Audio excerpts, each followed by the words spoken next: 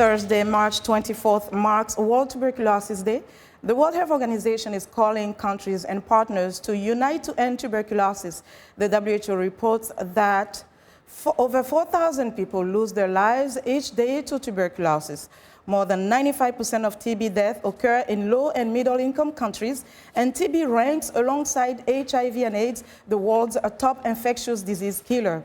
The WHO End TB strategy aims to end the global TB epidemic with targets to reduce TB deaths by 95% and to cut new cases by 90% between 2015 and 2035.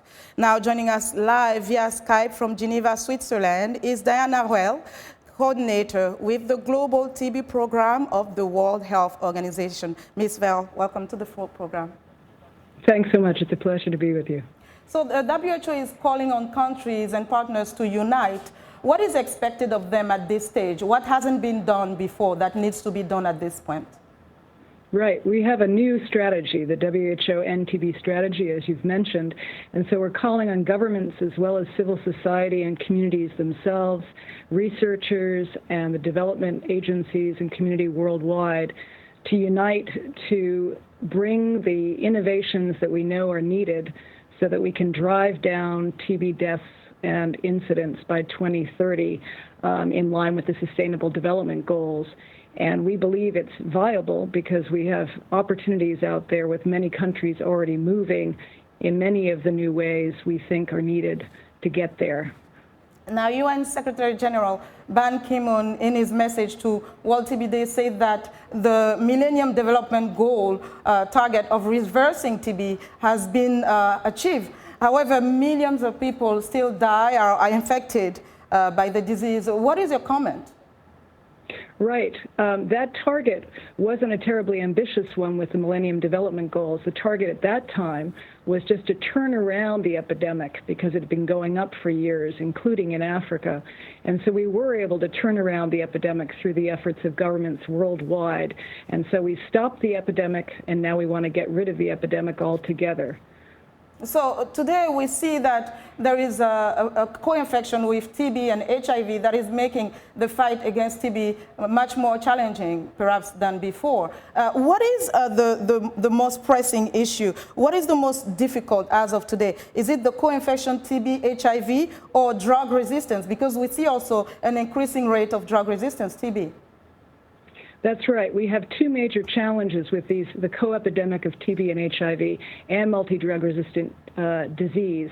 However, we also have strategies now that countries are putting in place that helps coordinate responses to the HIV epidemic and take advantage of the new diagnostic technologies we have, antiretroviral treatment, as well as TB treatment, to enable people to get the full care they need for both diseases and to prevent both infections altogether.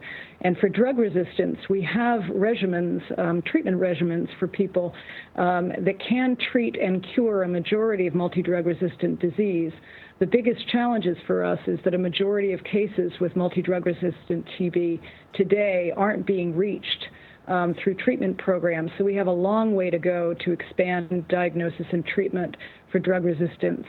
But we also have the strides we've made against TB and HIV, with the majority of TB patients in Africa and elsewhere where the burden is greatest being detected now, whether they have HIV infection, and being offered the services they need.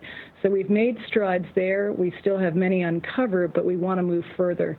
One of our best strategies for responding to both of these threats is to involve communities more, engage non-governmental organizations, and really mobilize the resources so the new tests and diagnostics that we have and the new treatment drugs, we have 2 new drugs available today, can reach many more of the people in need, particularly the poorest communities and marginalized communities that are most at risk for TB. But quickly, don't we need more in terms of research and development, given that some of the tools perhaps are not so efficient anymore?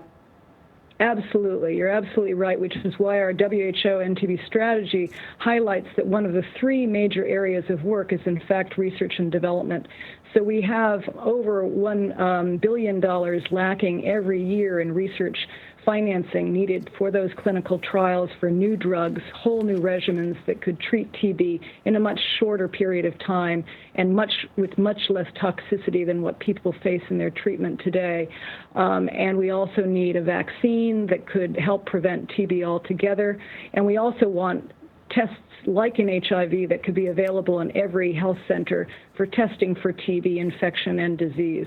So we have a long way to go, but we have a clear strategy to take us there. We have to leave it there, unfortunately. Thank you so much, Diana Weil, for joining us. And that was Diana Weil with the Global TB Program of the World Health Organization.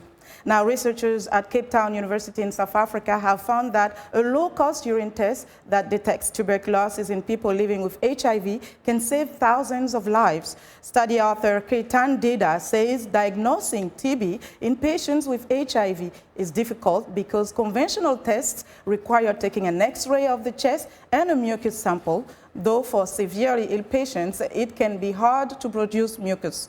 The urine test, which costs less than $3, provides results in 25 minutes and does not require a mucus sample. The test was particularly effective in identifying TB among patients with advanced HIV infection who were most vulnerable to TB. The study is published in the Lancet Medical Journal.